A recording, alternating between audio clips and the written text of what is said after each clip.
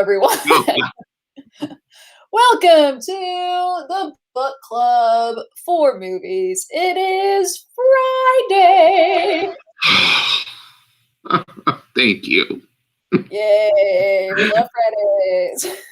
I know we started a little late. I'm sorry. It's my fault. It's always not my fault. That is actually entirely true.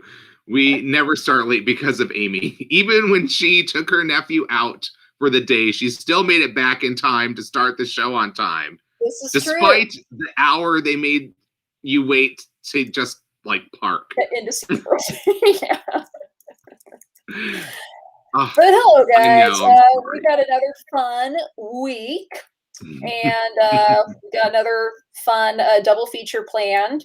Sorry, I can't type and talk at the same time, apparently. Achievement and I got you. But yes, I'm very excited for the double feature for this weekend. It's the only category of the Oscars where you can almost always count on a horror film having a chance of getting nominated for something. It was really kind of invented because horror movie makeup had gotten so good that it just seemed wrong not to be giving some kind of major award for it at the Oscars. So, makeup and hairstyling became an Academy Award category in 1981 because of that. And we're going to talk about the first winner and one of our favorite examples of movie makeup that has come out since. Yes. It's going to be a really riotously good time this weekend. Of course, I think we had a pretty awesome time with yesterday's movie, too. Oh boy, we sure did. So yesterday, continuing our movies about movies genre for this month's Thursdays, we had Birdman. This is one of our Patreon picks, picked by Mr. Walter Murray. We talked about how this had won 4 Oscars and was nominated for many more. Oh boy, this movie. Epic. It's still so good. It was crazy reading about this yesterday and how Iñárritu basically squeezed this movie into his schedule of like, well, we're waiting on Leo to finish up Wolf of Wall Street, so let's just go ahead and work on this movie. This is another one I had in mind. And he just like casually churns out these Oscar-winning movies. Best Picture winning, like masterwork, basically. There are so many moments where I'd forgotten how much of the movie world is like, all the little movie references you get throughout this film, but also the fact that like his Birdman voice is like kind of a subtle knock at the Batman voice in the new Batmans. And that's like this internal monologue representing his self-doubt.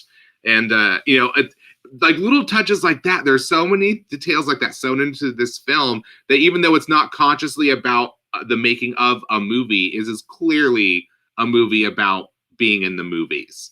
And I think, it was so good. It was just, I forgotten that it begins with that shot of him floating. So you're already right off the bat, like, what? Where am I? Am I in his head? Yeah. Like, are they going to explain that at all?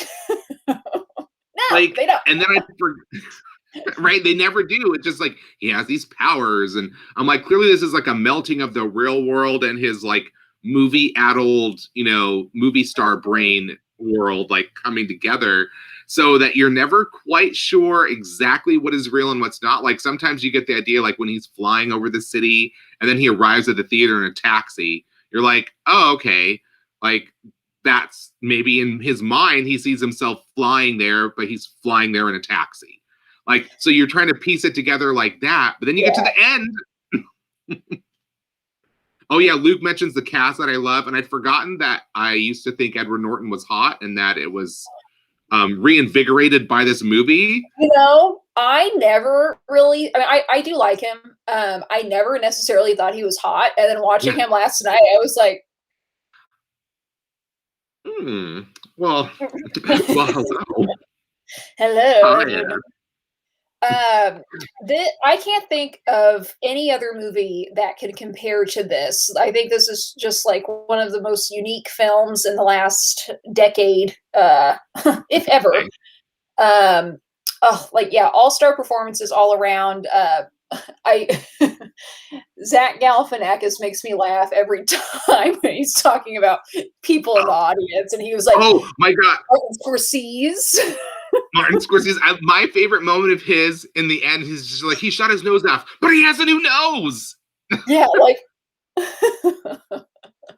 Like, oh my God, he played that character to perfection. Like, oh, yeah, I still think I was still again blown away by Emma Stone in this movie. I still believe this is clearly her best work in any film. This is the best performance she's ever given. It's the most like emotionally raw and honest I think she's ever been in a character on film. For me, anyways. It's not like she's bad. You know, you believe her, you feel for her characters and all these sort of other cheesy Hollywood products. You know, I didn't quite think like La La Land was like as much as everyone else thought it was.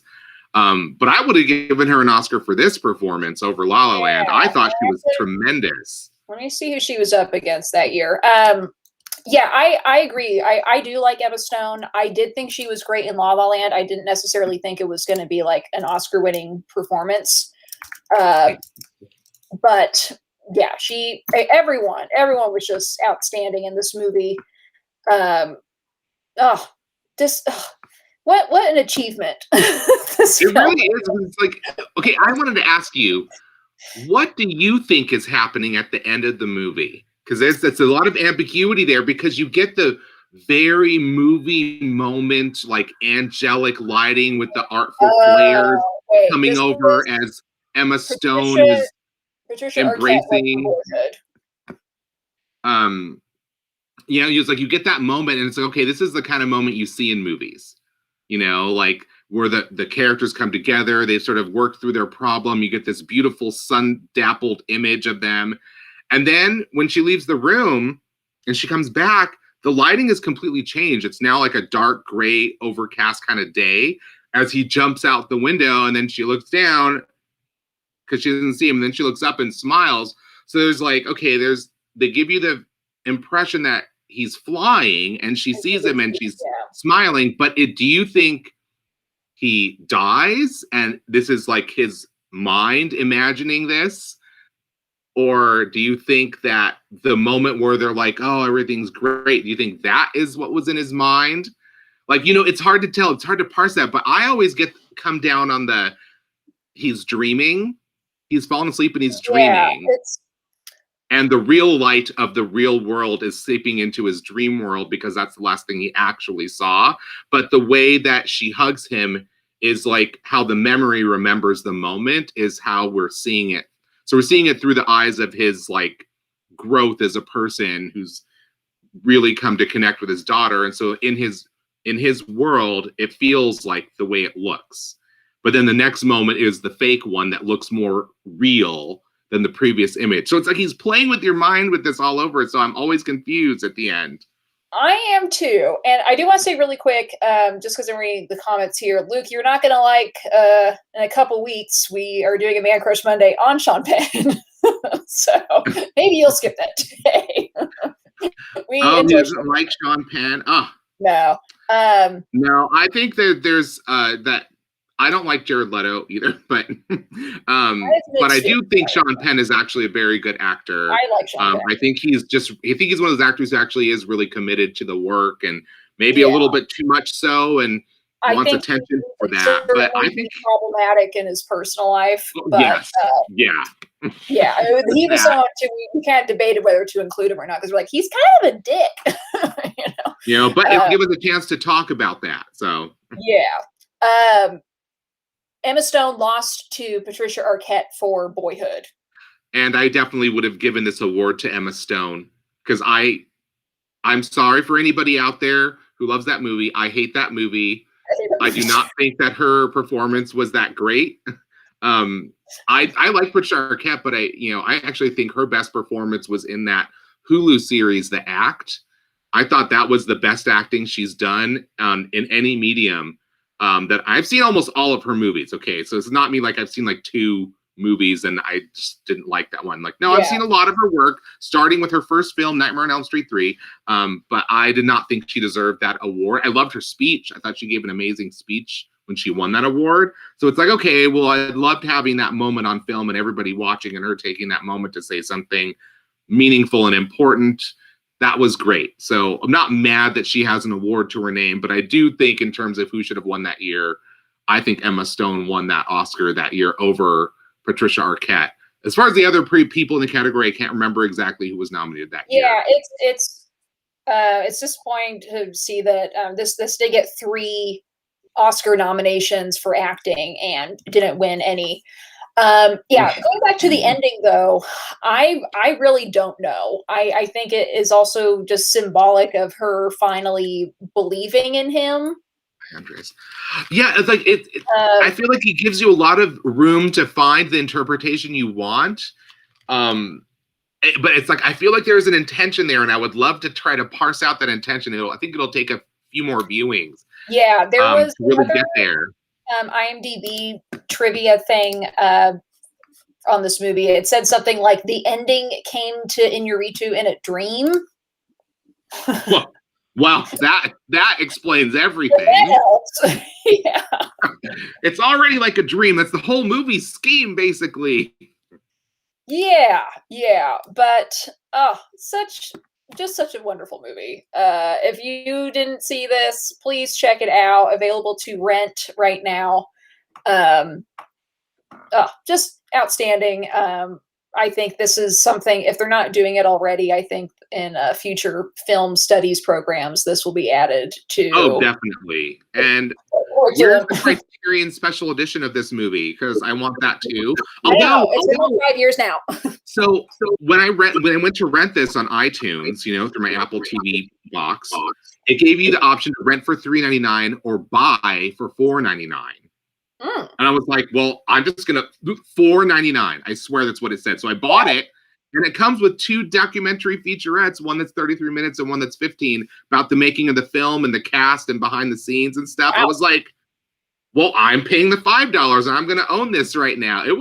I love finding that kind of deal, because that's how I bought The Merry Widow digitally back when I was like, you know what, I haven't seen this in years, and I remember how much I loved it. Let me just see how much it is to rent. And it was like $1.99 to rent and like $4.99 to buy. So I was like, well, I'll just buy it. It's so cheap. And I have gotten a lot of mileage out of that purchase. So I think I'll get the same out of this, because I definitely want to watch this again with some other film nerds too, and be like, let's see, let's try to figure it out. It's kind of like almost gives you the feeling of figuring out like the logic of a David Lynch movie. Mm-hmm. But in the context of like that I think a lot of people can come to the movie and still enjoy it. And not feel like they're getting like a David Lynchian type story, but that kind of ambiguity and weirdness is present throughout. So you're trying to break down the movie in the way, like, how do you figure it out? You can't really always figure out Lynch films, and I don't think you will ever perfectly nail this movie down to any one definition, but it'll be fun to try. Yeah. Oh, and I know we already did a Inarritu Day. I think we included him in our Mexico week back in November. We definitely talked about him, yeah. I'm pretty sure that was the day that we did him. And he's just so amazing. And I don't think he really even has a style. I like that he does different things. And I mean, this is so different from any of his other films. And you could say, The Revenant's so different from anything else that he's done too. And he's just awesome. I love him. And he's a really sweet guy. I've met him at Telluride a couple times, and he's always kind to people.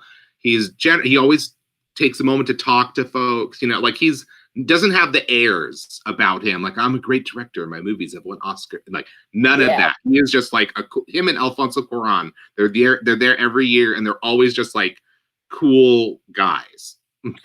I love seeing that. I was reading that. I forgot about this. So at the Oscars, Sean Penn actually presented the Best Picture Oscar that year. And he had worked with Inarritu in 21 Grams. And when he opened up the envelope, he said something like, "Who gave this son of a bitch his green card?" Like, Birdman. And he got a lot of crap for that, even though it was clearly meant, it was like they know each other. It's supposed to be a joke that like he's sweeping all the awards. Yeah.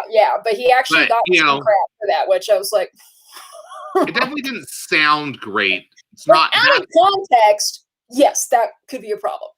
But it's like they know each other though. Like, I don't know.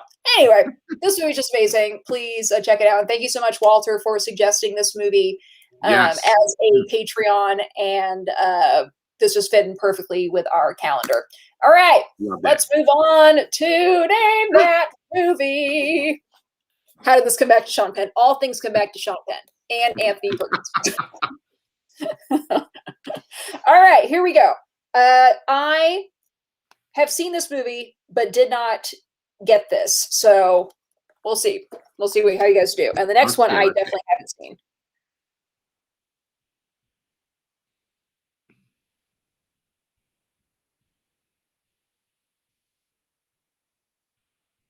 Rare books and deluxe editions. Okay.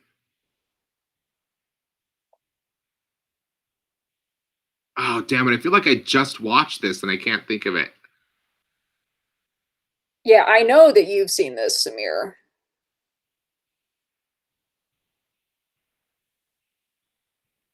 Why is it not? It's like, oh, it's right there. That street sign is what's like sticking in my brain.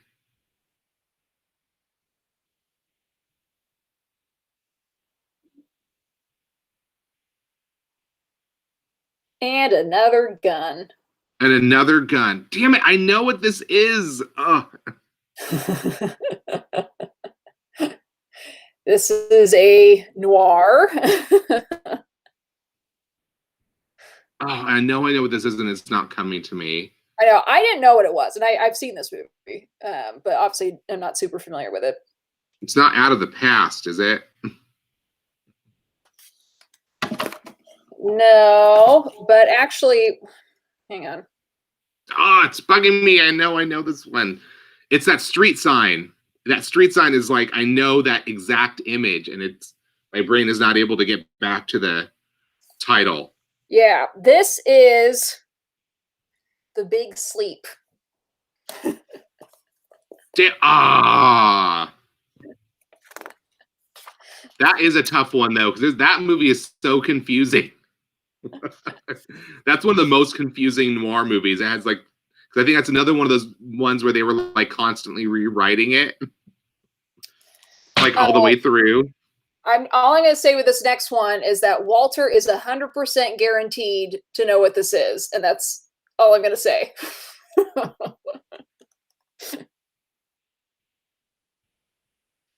Oh.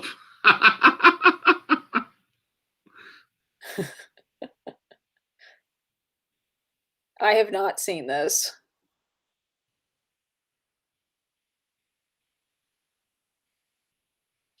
That is too funny.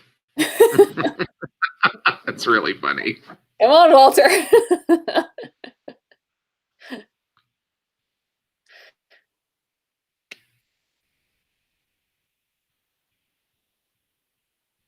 Oh, I know. Walter, you're still there. Maybe, but you know what? They're a couple seconds behind us, too. So give it a few seconds. I think I'm like, I don't understand. He has to know.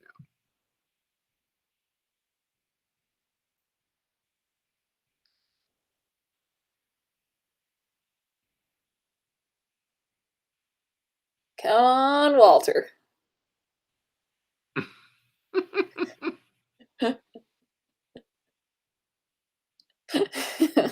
I'm like, maybe he's distracted.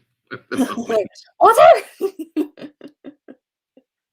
Any other guesses? Because otherwise I'm just gonna pull it up here. Just tell everybody. It was The Sweet Smell of Success, what Walter guessed for the first one. I knew it from the first one. The first moment was the paper. I'm like, oh my gosh. He literally predicted what the next one would be.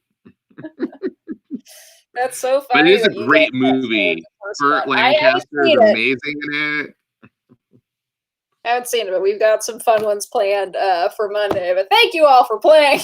All right, let's move on to Best Achievement in Makeup. So do you want to go into just a little bit history of, you kind of mentioned it a little bit earlier, but just newer Oscars. Yeah. So this was not a category that existed even at the Oscars for most of its history.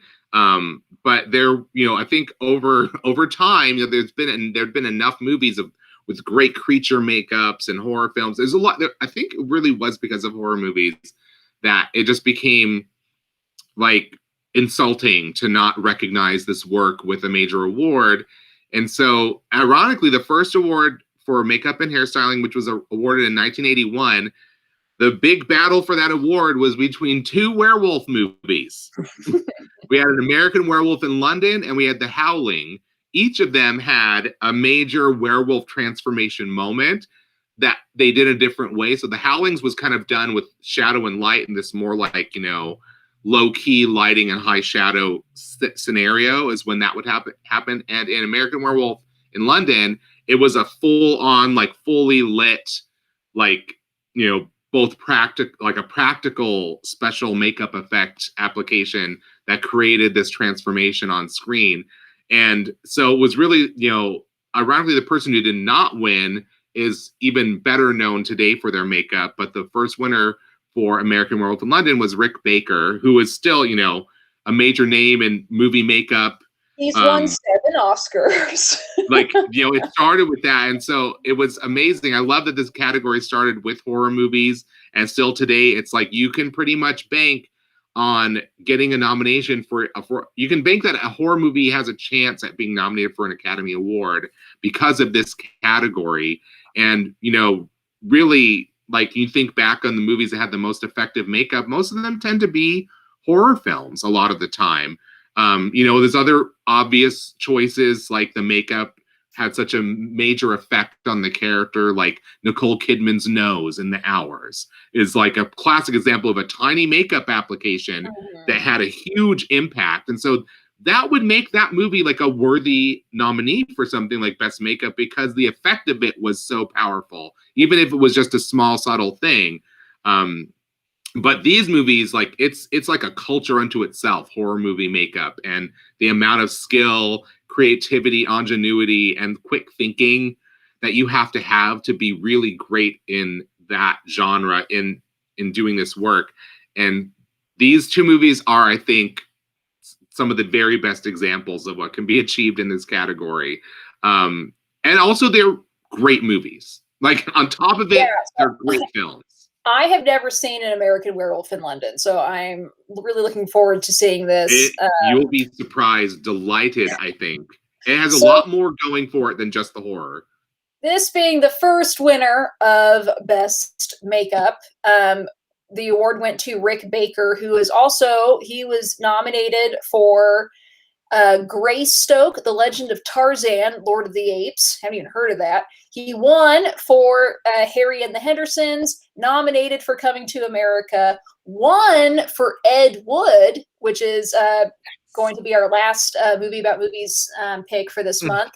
He won for The Nutty Professor in '96. He won for Men in Black, nominated for Best Visual Effects for Mighty Joe Young, nominated for Best Makeup for Life. I don't even know what that one is, 1999. Won Best Makeup for How the Grinch Stole Christmas, nominated for Best Makeup for Norbit, and won for The Wolfman in 2010. So he's won for 2 werewolf movies. Clearly he's the go-to man for wolves. Yeah, but American Werewolf in London is directed by John Landis, who is known for Animal House and The Three Amigos, and many other things. Actually, well, he has experience with werewolves too, with doing the Michael Jackson Thriller video. Yes. Yeah, long history of werewolves here. But 2 American college students on a walking tour of Britain are attacked by a werewolf that none of the locals will admit exists. That is a very short description, but it has a lot of stuff that's like classic horror in this, but it's also very funny. It's dramatically very moving. Emotionally, it's good. You're obviously going to be incredibly impressed just by the werewolf makeup, but there's other makeup effects in this film that are really hard to look at. Like I don't want to spoil, since you haven't seen it, I don't want to spoil it and give away the other things that you're going to get out of the film, because I think you will be delightfully surprised at how much more there is to this movie than just a werewolf makeup scene. You know, it's just one aspect of a really good horror movie. But that scene by itself, have you ever seen that scene? I feel like most people have seen it. That moment where he transforms, it seems like that clip is incorporated in a lot of documentaries. I just realized we're not seeing comments. I noticed that too. Yeah, are people actually commenting? I could see it on the Facebook page, but yeah, I'm not seeing it on what we're looking at over here. So apologies, guys. I don't know why that's doing that. It'll probably I assume people didn't just leave, but you know. Yeah. But yes, if you find any comments, like, the sweet smell of success. The sweet smell of success. Right. Oh my God! So they were trying to tell us. I'm so sorry. I thought it was weird that Walter wasn't like chiming in with that. I'm like, you literally just said that. But it's okay. It's okay. We knew you knew it. I knew in my heart that you knew. I'm so sorry. So don't you worry. But yes, no, I'm excited for Amy to watch American Werewolf in London. I'm really excited for you to watch it just because it's such a great movie. People always mistakenly say American Werewolf in Paris because you think the title sort of sounds like, you know, an American. It begins with an American. So you're thinking an American in Paris. And then there's an American Werewolf in London. But then there was a follow-up film called An American Werewolf in Paris that came out in like the 90s. That's not anywhere near as good as this movie. This movie, better in terms of makeup and in terms of story and like everything else. It's just a masterwork of horror filmmaking.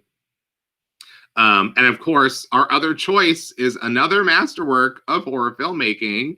That is one that I think you were very like, let's do this one. This was like, you got to do it. So An American Werewolf in London is available on HBO Max. Yay! Our second feature. Why is it? Sorry. This is not being responsive. Boo. What are you trying to do? I'm just trying to hide the image and put this. Sorry, guys. Be Live is acting up. This is what your Patreon dollars go towards. Right. So everybody write a strongly worded letter to Be Live. I'm going to try refreshing the page. All right. If we... Yeah. We'll Are we going to disappear and come back? What's going to happen? We'll see. Amy, where are you? I'm still here, apparently. But yes, when we were thinking about this category, I was saying, oh, this. I remember pushing for this one to be included because I feel like makeup and hair styling doesn't get a lot of love from the regular crowd of Oscar viewers. And so my choice, obviously, I feel like we had to pick American Werewolf in London because that was the first winner. And Amy's choice was Pan's Labyrinth because she loves this movie. Everybody loves this movie. And it is also very famous for its makeup effects. The creatures in this movie are, you know, the kind of images that really haunt people's brains, stick in your head, like especially the man with the no eyes, but the eyes in his hands. You know, I should have done that for a costume today, but I don't have any.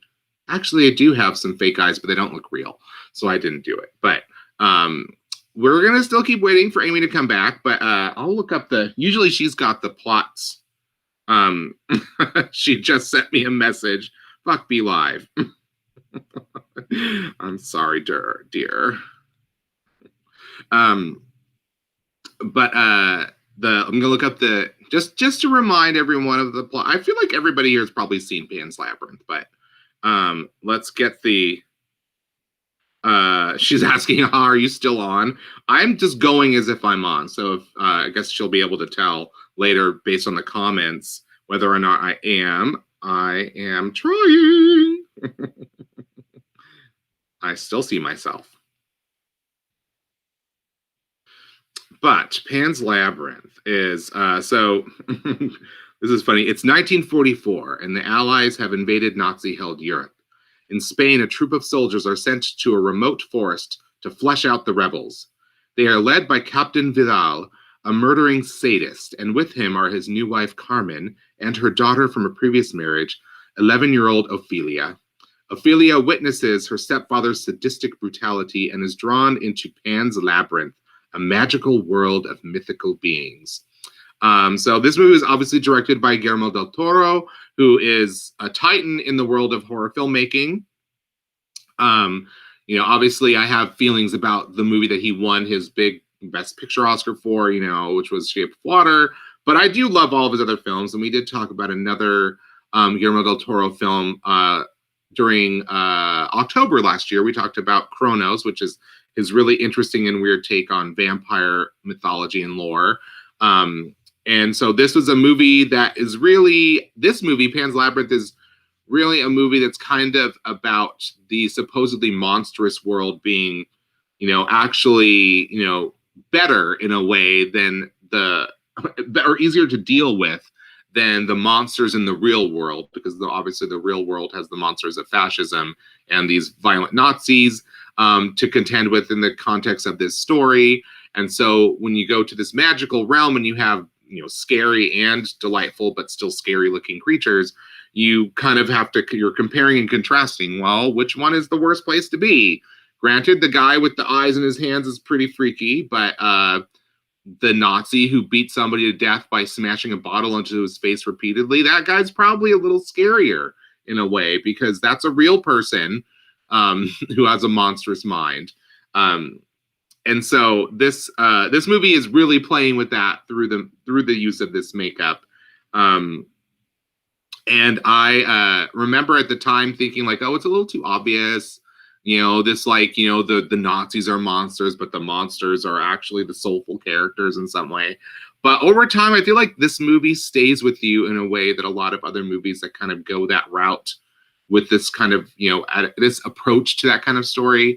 I think that this movie is like one of the very best. And you really cannot eradicate the images of these creatures that were created by the makeup and effects team.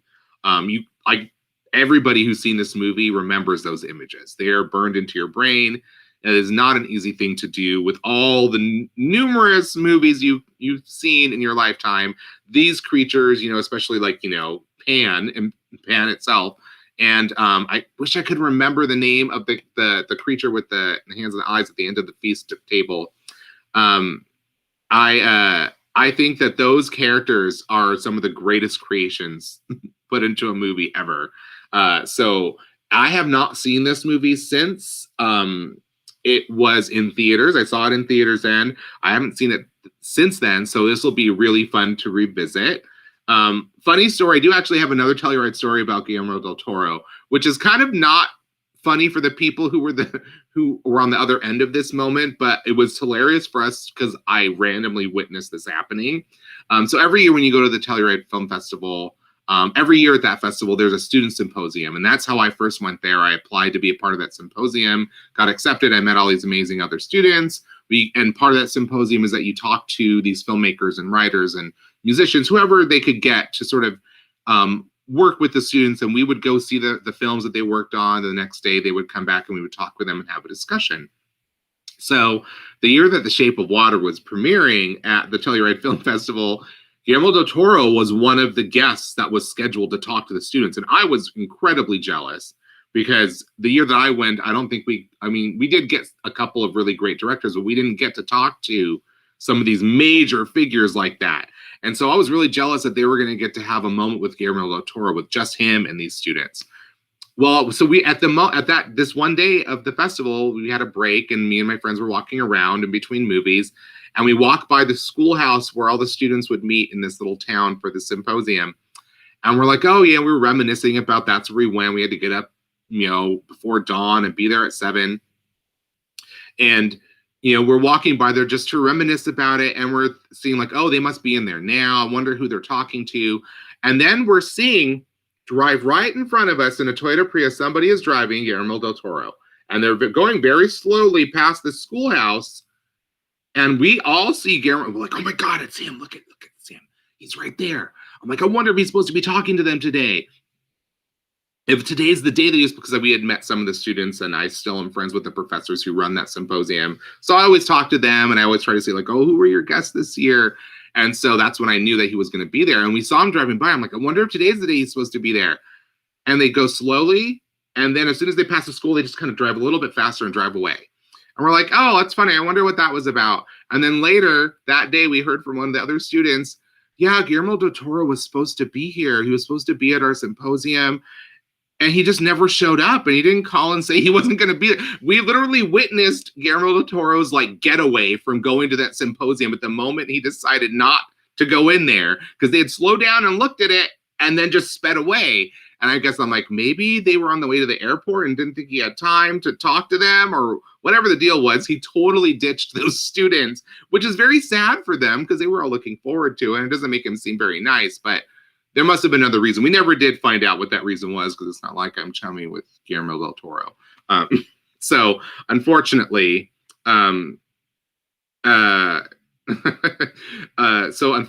he did not talk to them that day.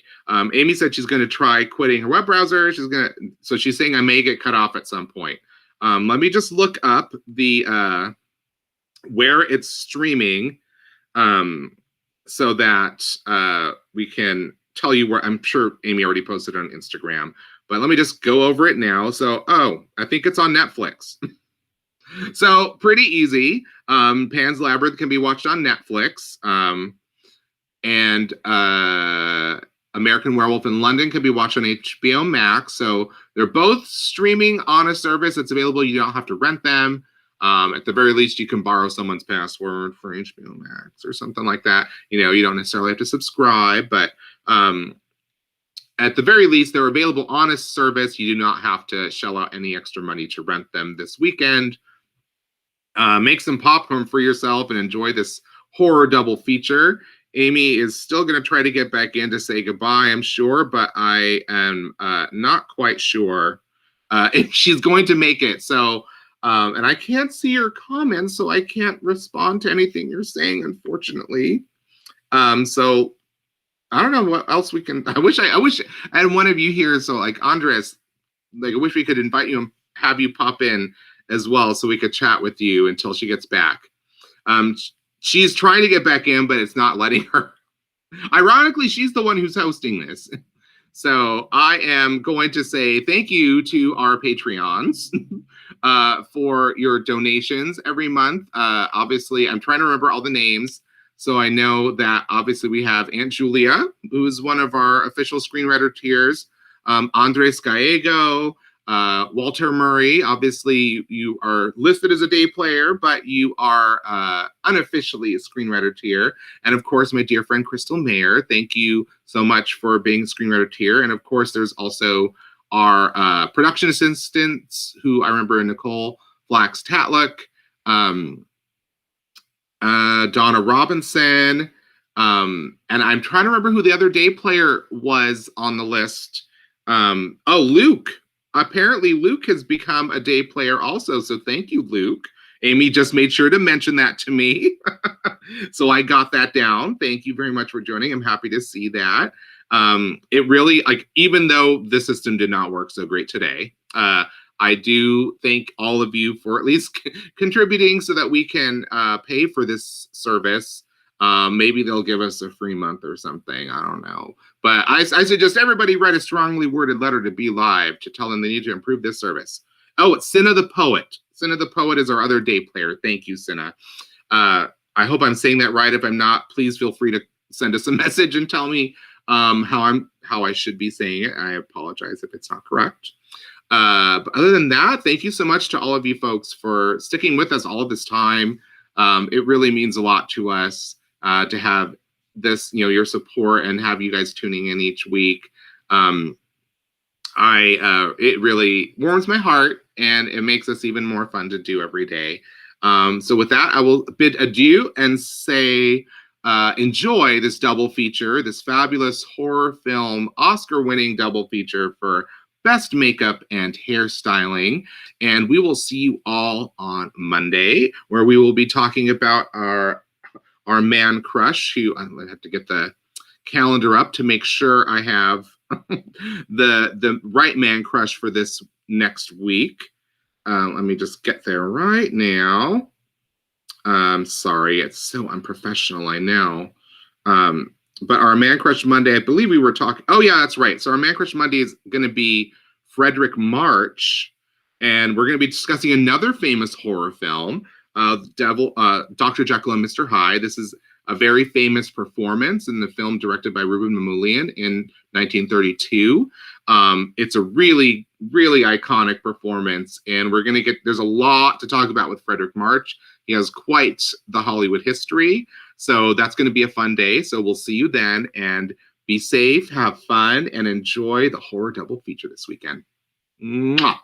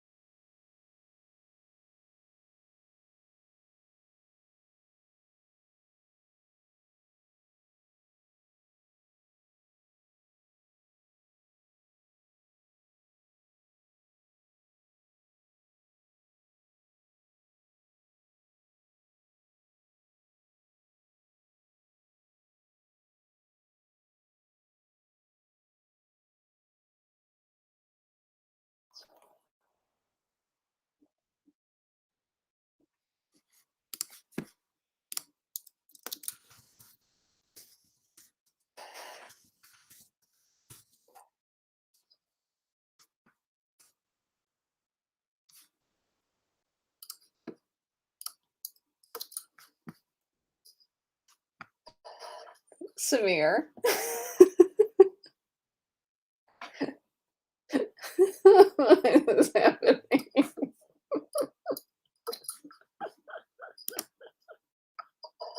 Samir. Wait, hang on. Here's Pan's Labyrinth, guys.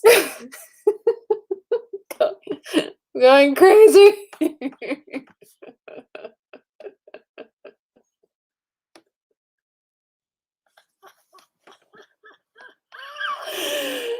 Oh my god, I'm gonna cry. I'm hysterical. This is okay. Please enjoy Pan's Labyrinth and an American Werewolf in London.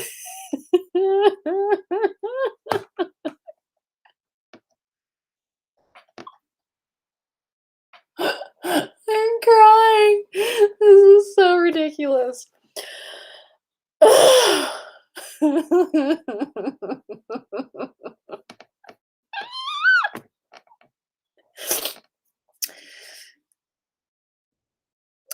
We'll see you guys on Monday.